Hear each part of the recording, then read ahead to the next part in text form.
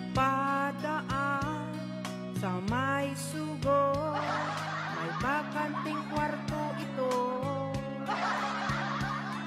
Niyaya mo ko, mag-check-in tayo, pumayag ako. Pagpasok sa kwarto, sabay sabi mo, halika maligo tayo. Pagpasok sa banyo, sinabihan mo ko, pakihilod ng likod ko. Kapal-kapal ng mukha